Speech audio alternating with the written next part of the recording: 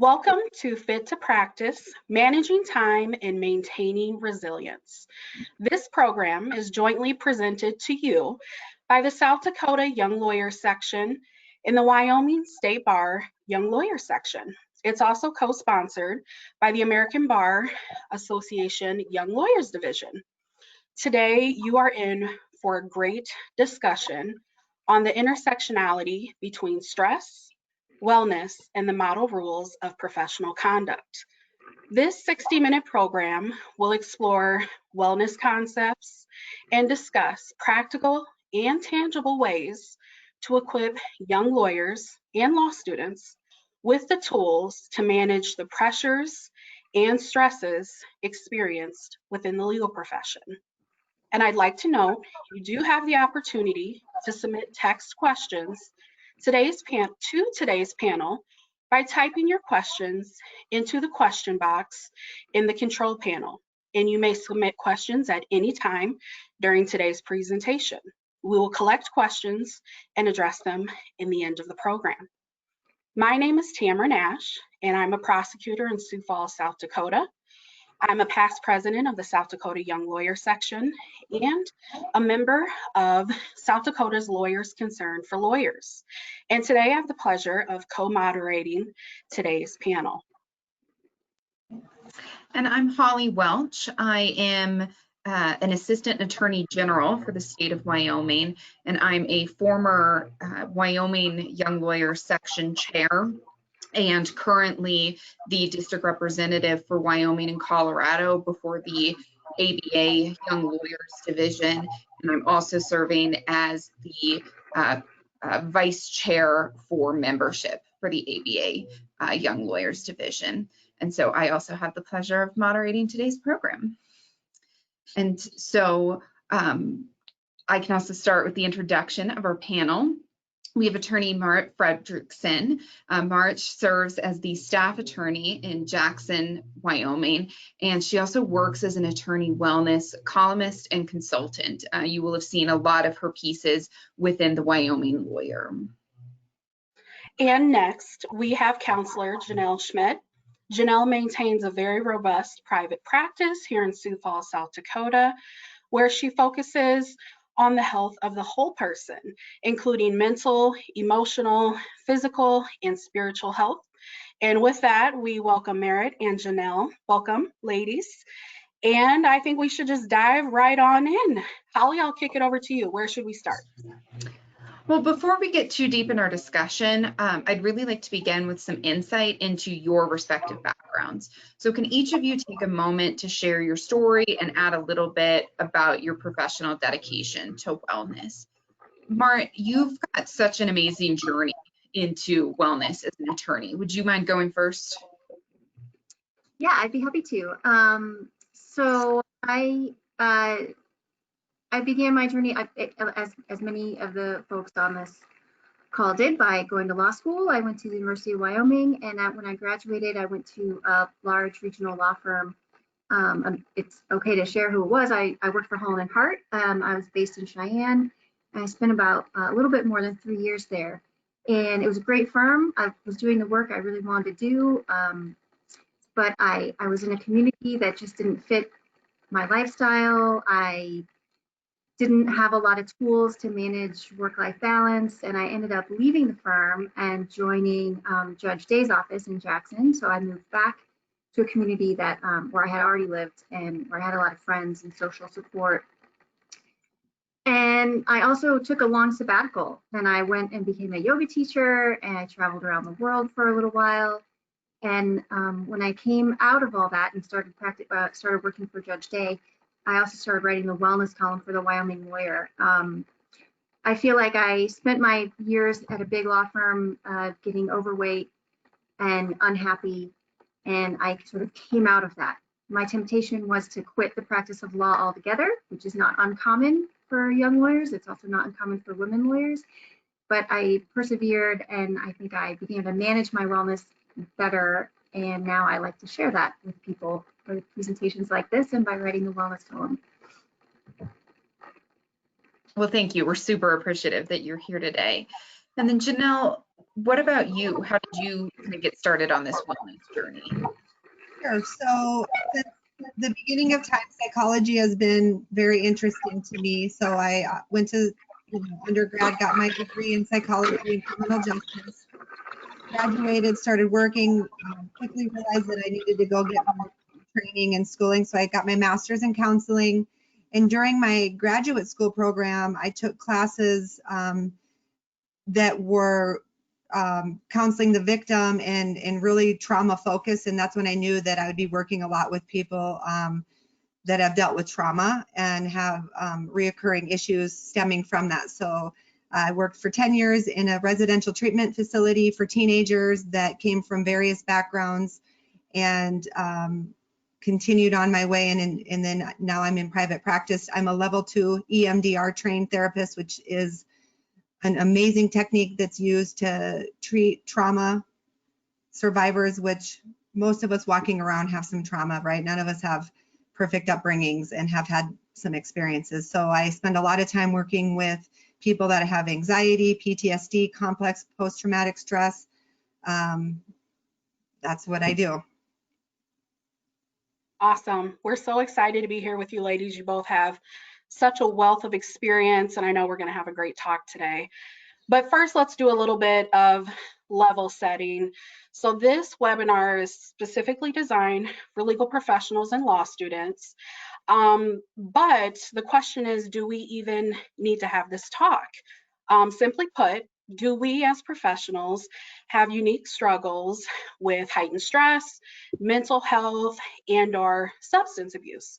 And Merritt, I'm going to kick it to you. You're our lawyer panelist. What are your thoughts? Does our profession have a problem? And if so, what evidence do you point to?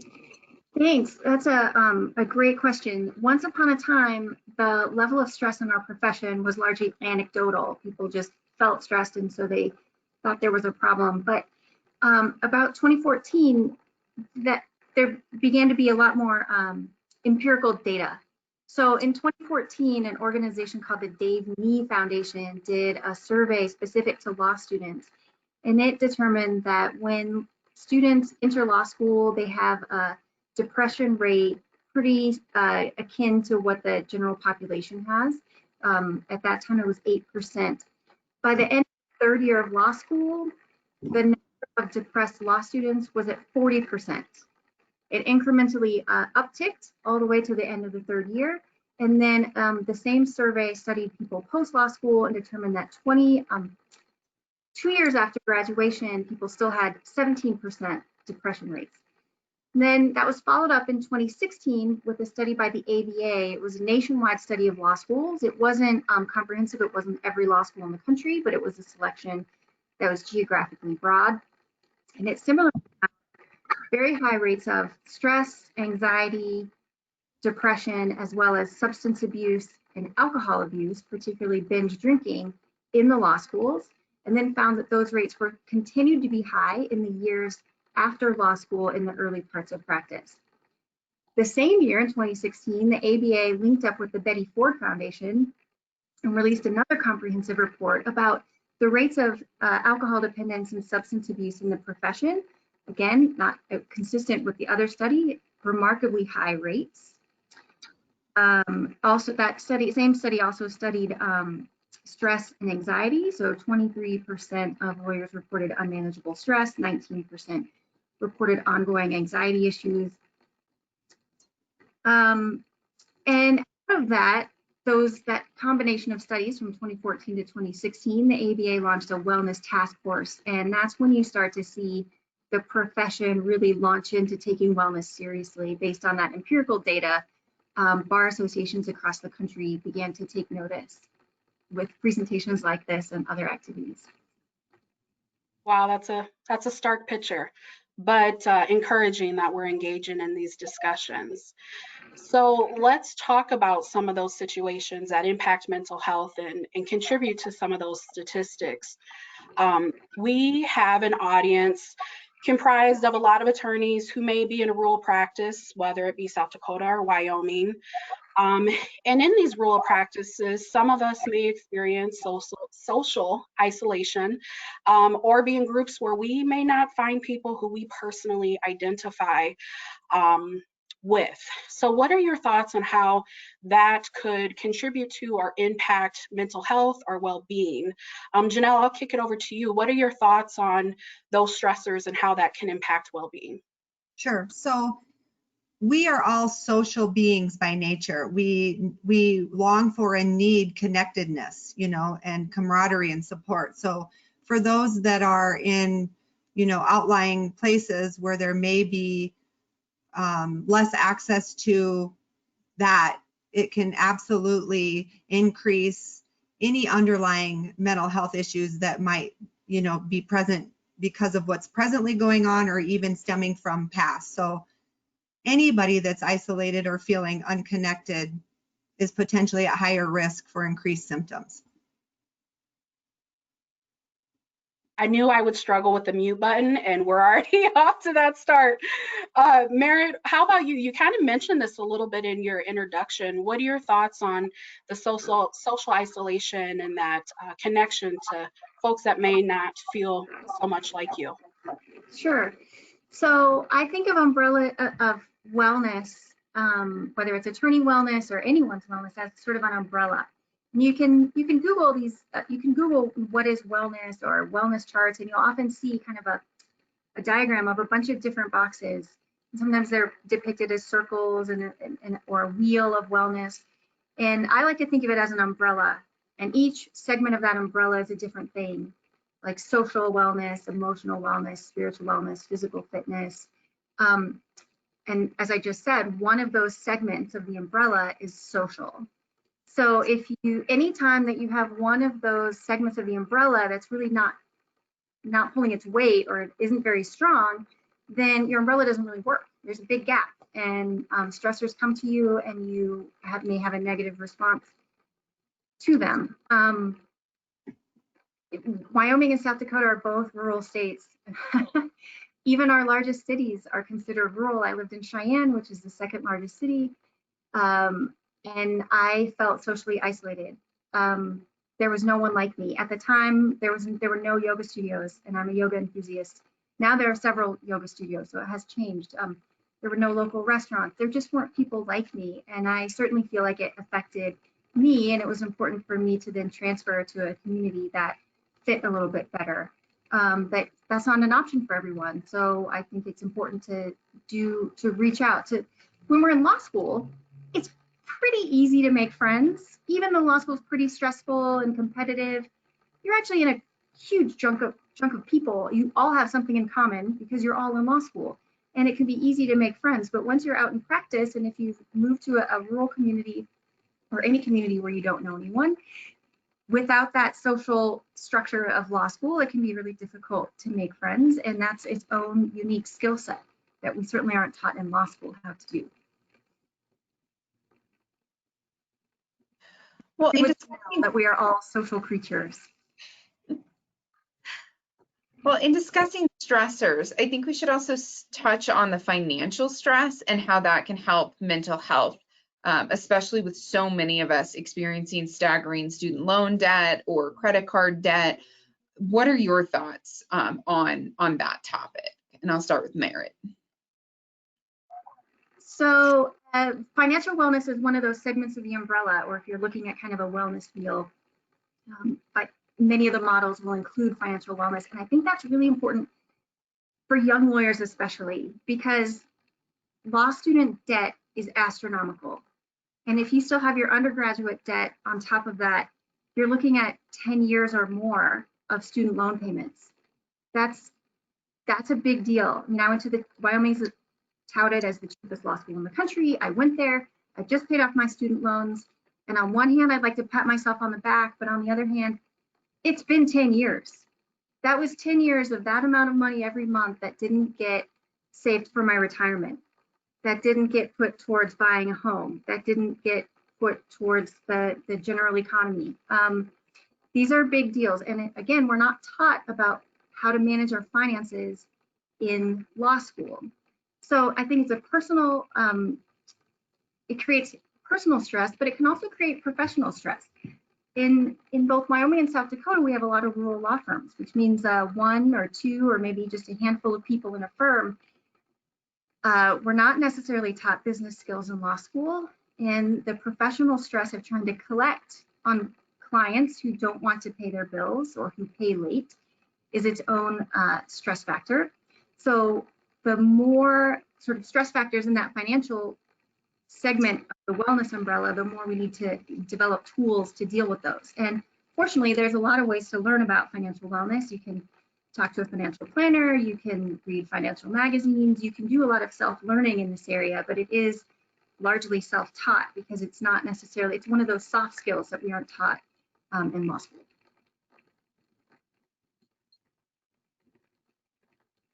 And then Janelle, same question for you. What are your thoughts on kind of that area and its impact on wellness? Yeah, you know, anything that we spend time thinking about that is perceived as stressful for us is absolutely, again, potentially going to affect us in a negative way. So whether it be finances or the way of the world or, you know, any of that stuff. So absolutely, money can be a major stressor. And again, another addition in that can feed into just any other issues. If you have any anxiety or any mood struggles, that can then just kind of make that stuff feel a lot more difficult or bigger than it needs to be. So absolutely. I'd like to switch gears here and jump into a topic that some of our attendees may not necessarily think it may be impacting them, especially by virtue of practicing law, and that would be trauma, primary and secondary trauma. So Janelle, you are our expert in this realm. You alluded to it a little bit before, but can we take a moment to define those concepts and maybe talk a little bit about how we as professionals could be experiencing that and what the impacts could be? Sure. So first of all, let me explain a little bit about trauma. So a lot of us think that trauma has to be something that is, you know, life-threatening or a near-death experience.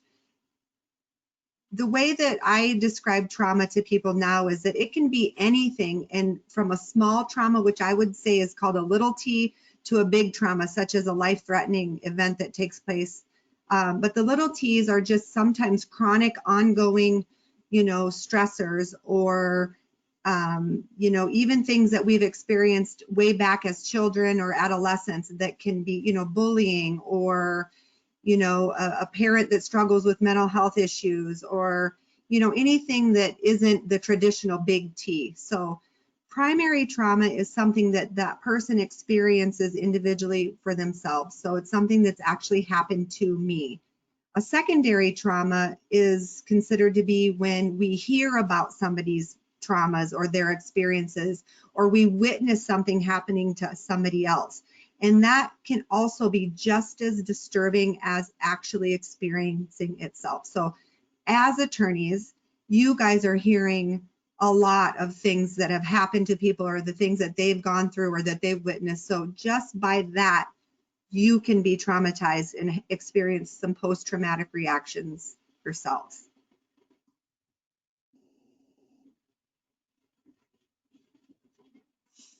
So we're struggling with the mute button again. So we often hear folks in demanding careers described as high functioning. And would the trauma experience be different for high functioning professionals, or would they cope differently? And if so, why? So I think are you asking me?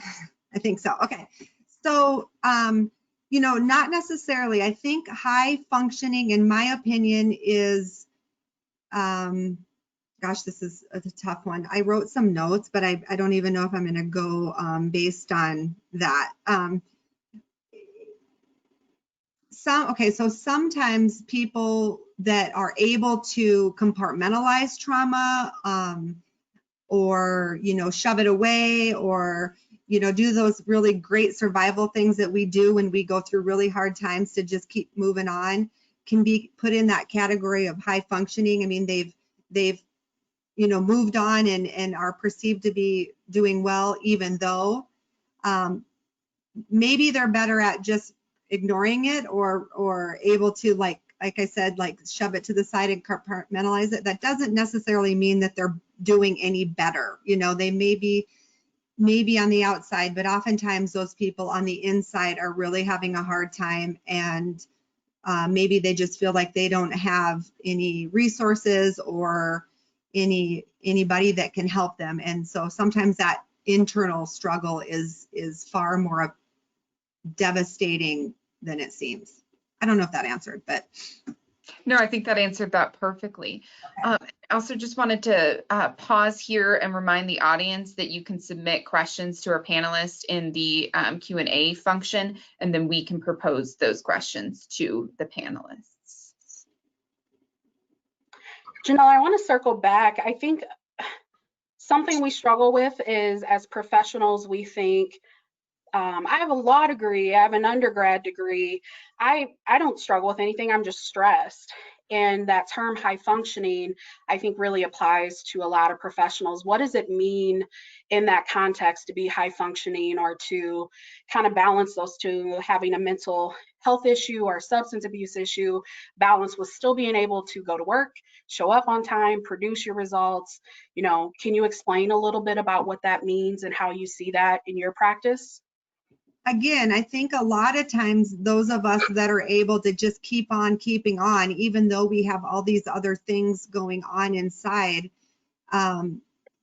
it's a lot of times born out of a lot of things that have happened prior that we've just maybe dealt with in some ways, but not completely dealt with, or maybe we've just kind of put them to the side altogether.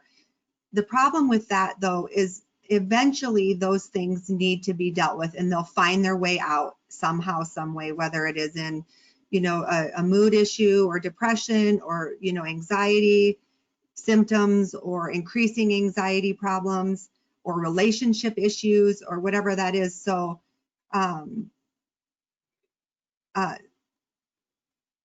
the important thing is just for the individuals for us as people to be able to tune into ourselves and to be able to identify if we are in fact as okay as we'd like to put that we are, and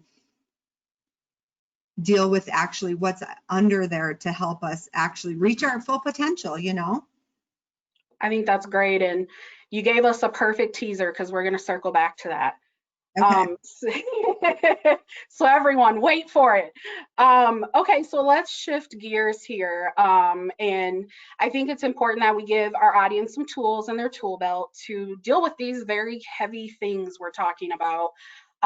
In other words, identifying when there's maybe mental health issues, maybe there's too much stress happening, find balance, and also to seek help. So let's talk about wellness, which can sometimes, I think, be a buzzword. But I'd like for each of us, or each of you rather, to outline, what does wellness mean to you personally? And then maybe how you encourage the audience to kind of monitor their mental health and identify when we need to start maybe looking at some wellness practices. And Merritt, I'll start with you. What are your thoughts? Thanks. So as I mentioned before, I view wellness as sort of an umbrella, or you can think of it as a wheel. And so the wheel or the umbrella each have segments. And when all of those segments are functioning well, then you hold your umbrella, and when stressors come at you, then like raindrops, they fall off you. You have the resilience to not be overly affected. So I thinking about wellness in that sort of wheel or umbrella analogy makes it sort of easy to deal with. So one of those segments is fitness. This is one of the easiest things to address, because you understand about the importance of moving your body around and being physically fit. It also includes drinking enough water every day, taking a multivitamin, and getting enough sleep. So you can even break that segment of physical fitness into those 4 subcategories of exercise, hydration, vitamins, and nutrition and sleep. I'll just list off the segments. It's social, emotional, spiritual, financial, environmental, which can have 2 sub-segments, sort of the close environmental, like what your office space or house look like, and then the bigger environmental, like where you live, and do you have clean air and clean water, sort of bigger pictures, bigger picture issues. I didn't just go through all 8, but I would suggest that anyone who wants to think about a wellness plan, just Google wellness models, find one of those pictures that works for you, and then name off one thing that you can do in each segment over the next 6 months. It can be something really easy, it can be something really hard, but it should be something achievable. Like maybe it's just parking farther away from the office for the physical section. Maybe on the social, it's making a friend date to go, for a physically, socially distanced walk with someone in the next 6 months, even though it's quite cold and snowy. Maybe it's social interaction can also happen just by Zooming with your friends or FaceTiming with your family. So the punchline is find a wellness sort of picture that works for you, like the wellness wheel, name off one thing in each section that you can do, and then put something in your calendar in 6 months. Just create a little calendar alert that says revisit your wellness, or maybe you do it in 3 months, and evaluate if you were able to do those things and what you can do next to enhance each of those wellness categories. That might be overly simplistic. So I'm interested in also what Janelle has to say, because I'm looking at things from sort of easy and practical, but certainly don't have the insight that Janelle has. No, I totally agree with you. I think it's really important that we learn to tune into ourselves, because although there's that umbrella that is very real and true, it's a little bit different of a shade of color for each of us. So what works for one person might or might not work for somebody else. So it's really learning to tune into yourself, to listen to yourself, to get to know yourself, and to find balance in those parts. And if you notice that you're, each section of the umbrella of wellness, so to speak, and then to be able to find small things that are achievable, because the last thing you want to do is set these very high goals and then let yourself down. That'll just feed into that perpetual, spiral of feeling out of balance. So it's really important to find things that you can make sure are accomplishable. Is that a word? But, and learning to just, what is self-care to you? A lot of us are good at other care, and we take care of others very, very easily and naturally. And it's just really learning to focus in on what is it that I need for myself right now. One small thing each day. It could be simple. Drinking water is great. It could be painting your fingernails. I mean, it could be anything. And anything, breathing, deep breathing. So there's so many different options and things that are available. And it's just really important to, like I said, just really find things that fit for you. So I think wellness is clearly essential to thrive personally, but do you consider it to be necessary for professional success? So is there a business case for the healthy lawyer argument, and what are the benefits of that? And so we'll start with Merritt for that one. There is absolutely a business need for lawyers to be healthy. There's also an ethical need for lawyers to be healthy, and I think, but in terms of the business model, I'd like to point out a couple things. So one of the things you'll see in the 2017 ABA Task Force report, and a lot of the articles that you see about attorney wellness, is this sort of catchy line of, to be a good lawyer, one must be a healthy lawyer. And what they're referring to is if you're functioning well, then you're more competent and you're more diligent. So they're talking about 2 of the ethical issues that we have. They're also talking about retaining lawyers. Young lawyers have a high rate of attrition. They have a high rate of leaving practice. Women lawyers have an especially high rate of leaving practice. So you've got really talented individuals who just finished law school, got a few years of training under their belt. They're now able to stay in the profession as a mid-career professional with a lot of expertise, a lot of ability to help clients, and then they often leave. So if you own a firm or manage a firm, you're losing people if they're unsatisfied in the profession. So I feel like the business case is absolutely out there. And I don't think it's any secret that lawyers struggle with work-life balance and they're generally unhappy. Lawyers, there are studies out there that show that lawyers are in the higher rates of suicide. And those data points change over the years, but there have been times when lawyers have been in the top 3 professional categories for suicide rates. That's just, and I'm offering that anecdotally just to reflect on the number of unhappy lawyers that are out there. So we want to retain talent. We want people to be competent and diligent, because when they do that, they're more efficient, or when they're better able to bill, they get better results for their clients, which increases your reputation or your firm's reputation.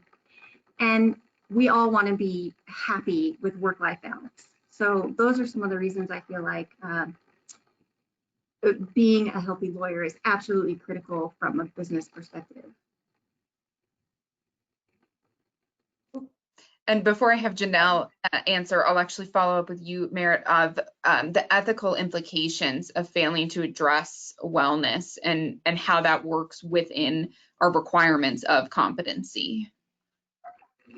Sure. So I like to point out several areas of the ethical rules, the model rules of professional conduct.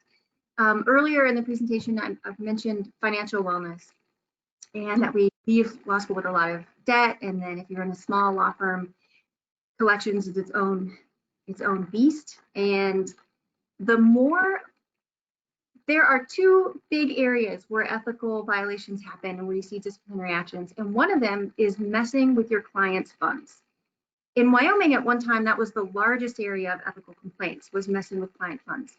The more personal financial stress you have, the larger the temptation is to start messing with client funds. Once you mess with client funds, it's a sure track to a disciplinary action.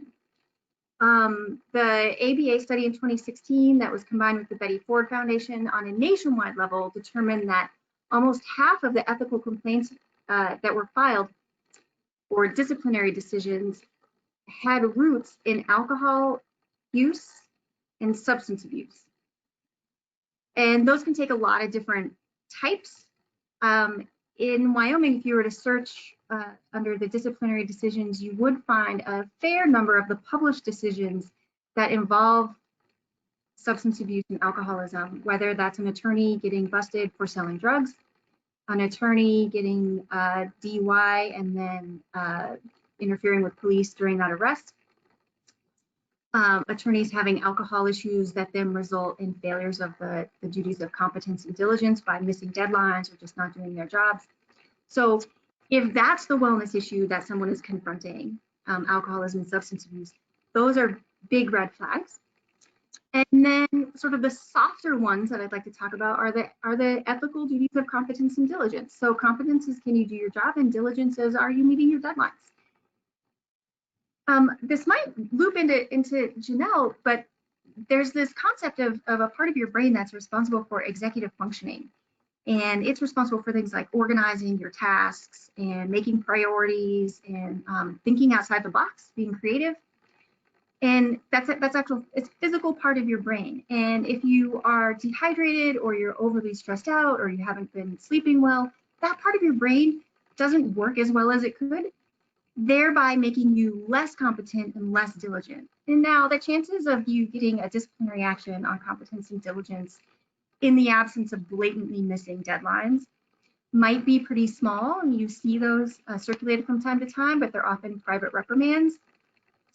So in the punchline is, those are the ethical concerns: messing with client funds, substance abuse and alcohol, which has its whole gamut of disciplinary actions, and then competence and diligence, which we certainly all want to achieve, whether they result in disciplinary actions or not.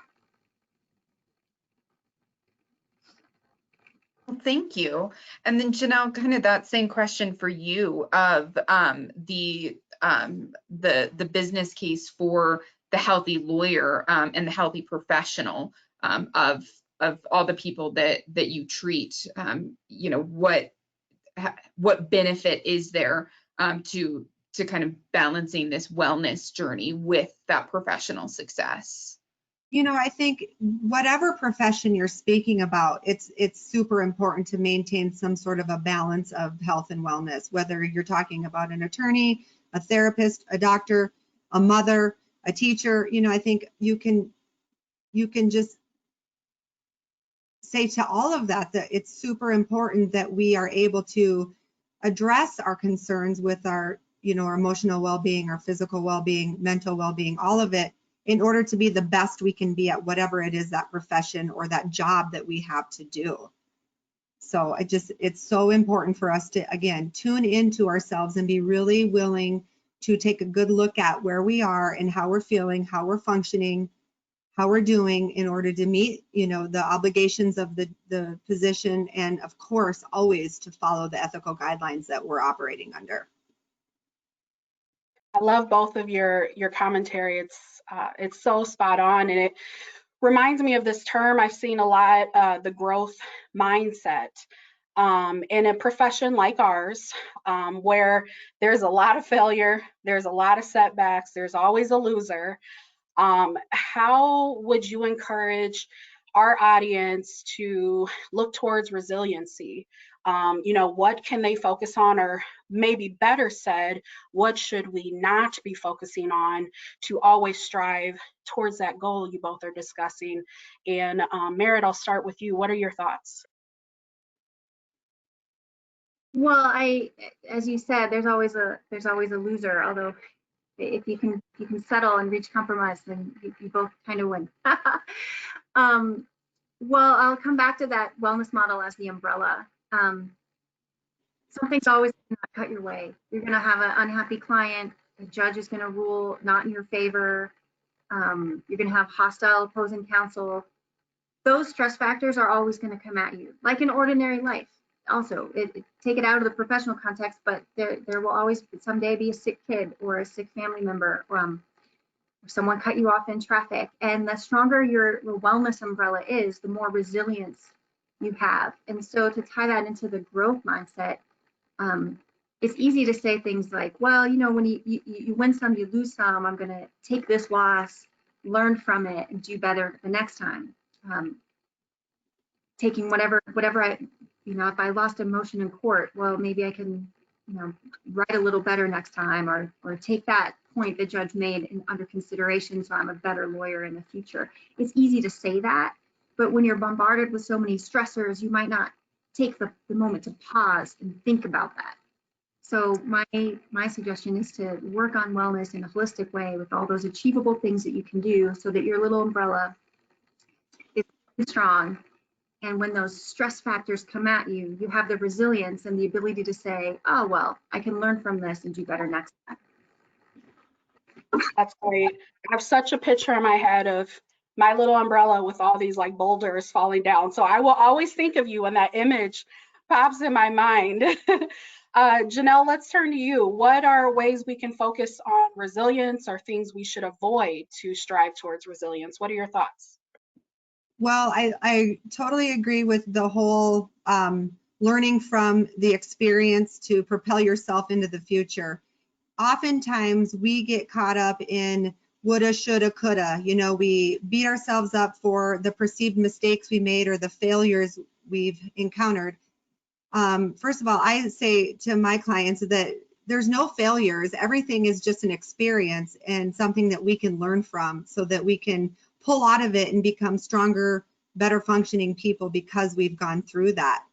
And when we go through an experience that doesn't turn out the way that we thought it might, or that we really wanted it to, instead of spending the time, like I said, woulda, shoulda, coulda, and really getting pulled into that, we have to remind ourselves that we were doing the best we could in that situation we were in, and that now we have hindsight. So we have more information now than we did before the outcome happened. So it's really important to just give ourselves an opportunity to grow and set, you know, new goals, and just really learn from the things that have happened to us that didn't turn out ideally or the way that we thought they might. Thank you. I think that's perfect. Can we take a moment to discuss time management? With the pandemic, a lot of us are working from home. I'm coming to you live from my office, but I'm anticipating that we're gonna switch back to work from home soon. And personally, I've struggled with procrastination and finding motivation while outside of the very structured coming into and sitting down in an office. So what are your tips on how to self-motivate to do that? And Merritt, if we can start with you for that. Sure. So I have actually been working remotely from a home for 3 years. And there are a lot of people who like working from home, who love it, like me, and never want to go back to an office. And there are people who hate it and really can't wait to get back to the office. And there are people in between that area. Some people find it quite easy to adjust to working at home. Some people don't. So your question is about time management and how to motivate yourself. And my suggestion, I guess I have a few. One of them is making a dedicated workspace in your house. For some people, everyone's house is different. Some people have to work on the kitchen table in the middle of everything. If you can't, and not everyone has a guest room that they can convert into a temporary office, but to the extent you can, set aside a corner. Maybe it's a corner of the living room and one, end table, or maybe it's a closet that you convert, or any space inside your house that you can really dedicate, and you think, this is my office. And then your mindset shifts to like, well, I'm going to my office now. It's just like you getting in the car and driving to the AG's office. You are now going to your office. And another tip I have is just to focus on the end game. So I work from about 9 to 6, as opposed to from 8 to 5. And I really have my eye on the ball for the 6 o'clock time, because I know that at 6 o'clock I can be with my family. And I really want to do that. And I'm very glad I don't have a commute anymore. So I also use a lot of checklists of everything I want to get done for the day. Maybe it's researching the upcoming, I work for court. So it's, am I getting A, B, and C orders out? Am I getting this bench memo out? So creating a task-oriented list. And then with that end goal of, I want to stop work at this time so I can spend time with my family. Without that structure, then I would feel tempted to just keep working all night. Like I could just do whatever I want during the day, but then have to make up all that time during the nighttime, which then takes away the time that I would give to myself or that I would give to my family. So those are just a couple of suggestions I have. Thank you. And then Janelle, do you have any tips and tricks for motivating yourself or motivating your clients when they have these issues? It's really important to just know yourself and know your quirkinesses in terms of procrastination or whatever that is, and set, I think, just small goals and work towards each of those goals each day or each section of the day, so that you can try to maintain some sort of a structured routine. Thank you. Is there a point where lack of motivation, procrastination, and even avoidance can be indicative of a larger issue? And how should people address that and seek help when they start to realize that actually may be what's going on? And that's for Janelle. Yeah, sure. Of course. I think it's really important, again, to really just pay attention to what's going on for you. Take notes about what you're noticing. If you notice things, progressively getting worse in whatever way or bigger in ways, then it's really important to, seek help. If that's a mental health professional, if it's a family care, practice doctor, to be able to be open and honest about what you're noticing, and, discuss with them if that's who you seek, to decide what to do next. Awesome. Janelle, you continue to just tee them up for me, and we're just knocking them out with some great teamwork here. I think we're in a really good place to pause and share some really critical information with those who are logged in about the services available to you in both South Dakota as well as Wyoming. And I'll start with South Dakota Resources. If you or someone you know is struggling with a drug or alcohol problem, or facing a battle with depression and or anxiety or any other mental health issue, the Lawyers Concern for Lawyers Committee is a confidential and independent resource for South Dakota lawyers, law students, and their families. A referral or visit with lawyers concerned for lawyers is strictly confidential and privileged. If you feel the need to do so, you can contact Becky Porter for more information. Her phone number is 605-391-5191. And Becky is a member of Lawyers Concerned for Lawyers. And of course, your communications with her are confidential and privileged. And you can also go to the State Bar website for South Dakota to access more information and resources on mental health and wellness. And Wyoming, of course, has a very similar program. Ours is called WYLAP, so that's the Wyoming Lawyer Assistance Program. And so it's the same thing, that it provides confidential information and assistance. All the calls are confidential, and it can help you get treatment referral and access to those sort of support networks. And then there is also the Wyoming Professional Assistance Program, which is specifically for intervention, evaluation, and monitoring for licensed professionals who are suffering from chemical dependency. And so you can reach both of those programs through Jack Spite, who's the WYLAP director, and his phone number is 307-996-6834. And more information is also available on the Wyoming State Bar website. Great. So I think we've reached the point in time where we'll take some additional questions that have been postured up from our audience, and these will be rapid fire to both of our lovely panelists. And feel free to add in any additional thoughts you may have, or anything that's come to mind as we've been talking and riffing back and forth. One thing I do want to talk about, and this has kind of come up a little bit, but as we're working alongside our colleagues or law students or lawyers or whatever it may be, I want to talk about kind of that bystander side of things. What are maybe some red flags to watch for in other individuals when we may need to sit down and have a conversation, or just give some extra love to someone who may be really experiencing some stress or other struggles in their life? What should folks be watching for to know when that time may arise? And Janelle, I'm going to kick it to you first. Okay, so I think it's the easiest way to go about something like that is to just be aware of your colleagues and coworkers and the people that you're around, and just notice if there's any changes in behaviors, you know, things that are out of the ordinary or something that you haven't seen before, you know, being late to work or calling in sick, or, you know, keeping their office door shut when they're normally, you know, open to people. Anything that you notice, it's always okay for you to check in with somebody and just say, hey, how are you doing? You know? And at the same time, a lot of us, when we're asked that question, we typically respond with, I'm good, I'm fine. And it might be really important, if you have a suspicion that something's off, just to say, really, are you sure you're okay? Because I'm noticing this, you know, and just let them know that you're tuned into them. And sometimes just having somebody that's tuned into us and that even really cares to get the real true response to the question, how are you, might open the door for some sort of a dialogue. I think that's excellent. I think a lot of us have that fear of, will I say the wrong thing? What is the right thing? So I think that is just excellent advice, to just come with love and, you know, be there, be present.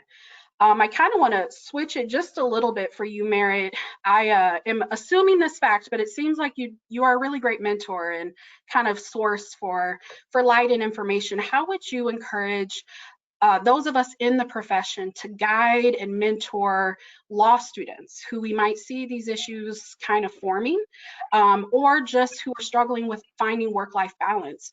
What are some ways we can either model it or do the not as I do, but as I say kind of thing?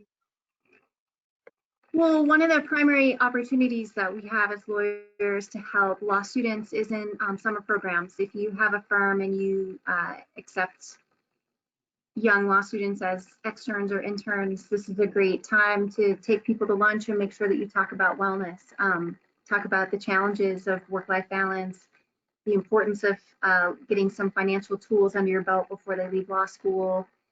That's a really great opportunity. But some small law firms don't ever take externs or interns. The Wyoming State Bar has a volunteer mentoring option. You can actually find it on the website. There was at one time a formal mentoring program launched for seasoned lawyers to help young lawyers. It's no longer a formal program. The formal program was set aside in favor of a voluntary program. So there's a way that you can just sort of raise your hand, put yourself in the pool of people to be a mentor. And then a lot of times mentoring just happens organically. They might not even be a young lawyer in your own firm. But so you develop those relationships by attending bar conferences or local bar association events. But you also have an opportunity to impact young lawyers when you are in court. So when I was in Cheyenne, I had a pro bono case, and it was an area of law. I worked at a big law firm. I didn't do a lot of family law, so I was doing a pro bono family case. And I was down at the courthouse, and I had opposing counsel, and he asked me to go into one of those little side rooms that they have in Cheyenne at the district court level, and he just wanted to chat and get to know me. And I know he does this with other young lawyers, and he's become a great mentor for many people. And it's just that opening the door, saying, yeah, I'm opposing counsel, but I'm not naturally adversarial. Like, I'm actually a great human, and I want to help you or listen to you as you develop as a lawyer. I think those are some of the options. So formal things when we have externs and interns, putting yourself in the state bar pool to be a mentor, and then any interactions that you have more organically, whether that's through bar association events or just as opposing counsel. Awesome. Well, and we do have a couple of questions in the chat. And so one of them was, can you address the best ways to reach out to colleagues during COVID and working from home, especially those who may be facing some of the wellness issues that we've talked about today, i.e., how do we hold each other up and encourage each other when handshakes and hugs are obviously out? So how do you stay in touch to be supportive? Say a couple things. I have heard this from people in other professions and in the legal profession, that things which when we all work in an office together, we don't really like because they waste time. Office meetings are now like cherished events, particularly if those office meetings are by video conference platform, because I get to see your face and hear your voice. So one thing I would recommend is go ahead and have office meetings, or if you need to talk to someone, you can do it by phone, but you could also just do it by FaceTime so that they have the social interaction of actually seeing your face. I text my colleagues pretty often just to check in with them. I know that if one person is at home with their kids and they're like going crazy because they're trying to homeschool and work at the same time, a little extra attention of just checking in is useful. Another person was quarantined for 2 weeks, so there was plenty of checking in just to make sure they didn't need anything, make sure that they didn't feel alone. Anything you can do to reach out, it has been helpful in my experience, but I'm interested in what Janelle, if you have suggestions as well.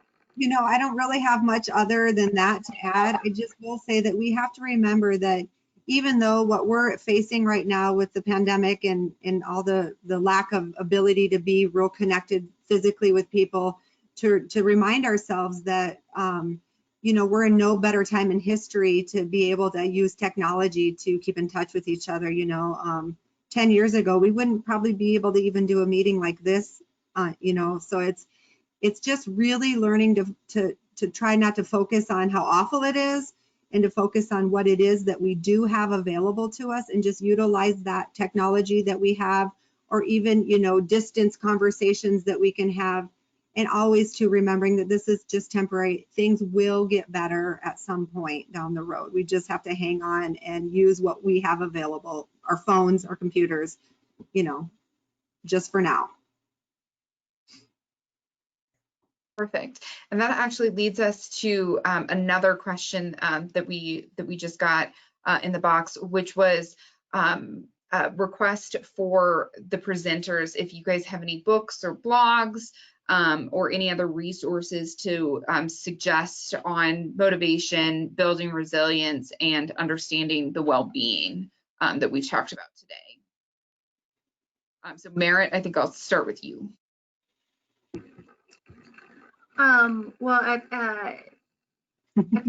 like I'm self-advertising, I write a wellness column every issue of the Wyoming Lawyer. So I've done that for, I think I have 30 articles out there so far. So that's always a resource. The ABA Journal also has a regular wellness column. I'm not familiar with South Dakota's bar journal, but bar journals around the country typically have wellness articles in them. A simple Google search would get you plenty of resources on wellness tips. There aren't that many books specific to lawyers. One of them is Yoga for Lawyers, if you're into yoga. That addresses some of the wellness things, but I would say that most of the resources for wellness lawyers are articles through bar journals, and occasionally there are some blogs, but a simple Google search would get you pointed in the right direction. I don't think that's tooting your own horn. That's, I mean, I flip through and find your wellness column in the Wyoming Bar every issue. And so Janelle, do you have any that you would like to suggest?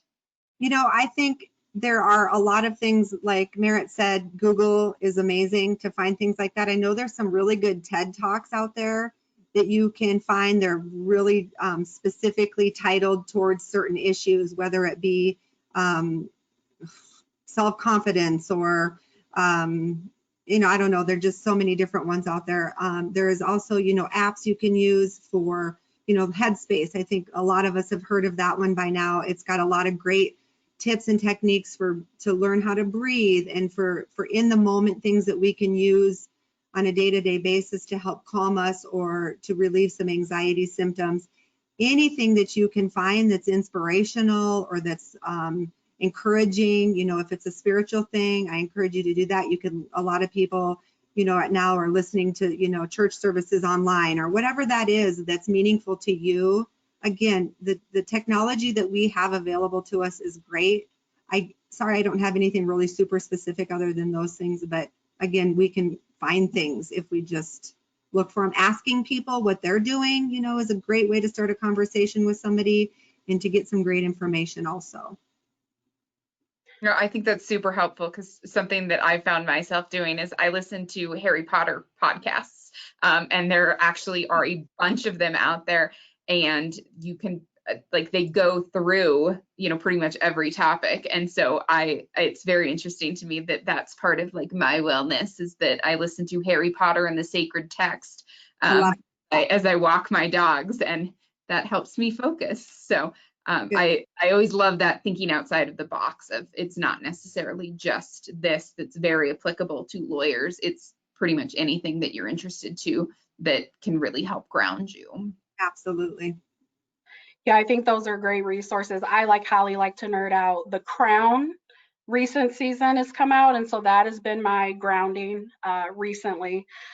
Two other ones I'll throw out is the ABA COLAPS website, the Commission on Lawyers Assistance Programs, and it compiles all the resources from every state's Lawyers Assistance Program. So it's really, really cool, fun, great resources. And then Gina Cho has a book called The Mindful Lawyer. I don't know, Merritt, have you read that one at all? It's a meditation kind of akin to a yoga practice, not quite a yoga practice. I don't know if you have any thoughts on it.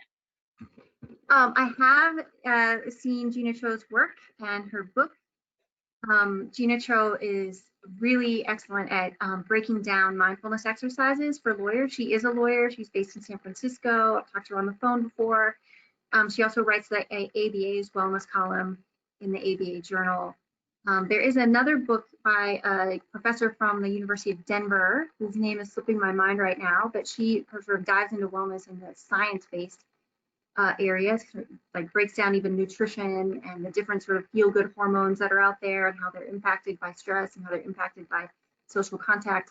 I'm glad you mentioned Gina Cho. She is a lawyer, and she has some great tips in her book and also in her regular column. I met her at ABA mid-year, and I completely fangirled and chased her down and was like, can I talk to you? I just want to tell you I read your book. And I think she was terrified, but I did get like 3 seconds in with her. But it's a fabulous book for lawyers. Okay, ladies, well, we're kind of at that point.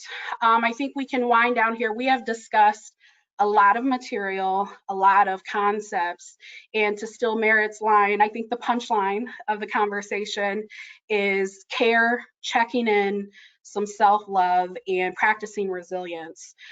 So I'd like for us to leave our audience just with one tangible piece of advice. For those who are watching who have elevated levels of stress, who might be struggling with a mental health issue or alcohol abuse or substance abuse, or for those of us who see that in someone else, what would you encourage them to do? What is the first step forward? And Merritt, I'll turn to you. Gosh, it's hard to sum it all up in one thing. I think I would want to leave with the reminder that wellness is an umbrella, and each of those umbrellas has segments, and what each segment needs is different for everyone. It's not one size fits all. So pick some part of your umbrella, pick something easy that you can do, and do it. And once you deal with one segment of the umbrella, it's easier to deal with the next. It's easier to deal with the next. Keep it simple, keep it achievable. And I think your question also sort of had a second part of how do you help other people? You can help other people with their umbrella too, whether that's supporting someone on their vacation, whether it's sending them an uplifting text message, while they're working remotely from home. Anything you can do, you can help other people support their own umbrella. Awesome. Janelle, do you want to bring us home? What are your thoughts? Sure. It's really okay to acknowledge that we are struggling and to ask for help. Remember, even though we are in these high stress, high profile careers, we are people, and it is okay to ask for help. I think that's the absolute perfect note to end on, because that's actually all the time that we have for today's program.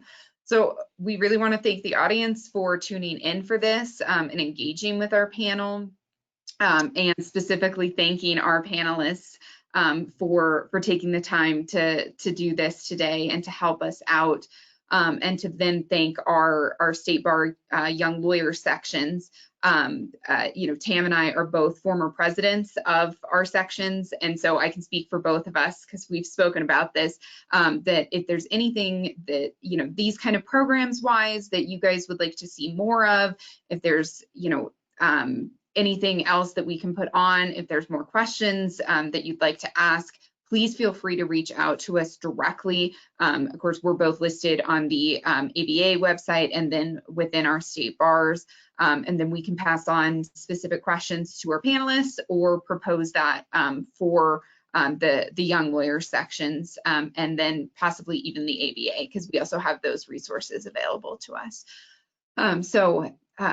We'd like to thank you for tuning in and wish you the best of luck in your wellness journeys as we continue on ours. Thank you. Thank you.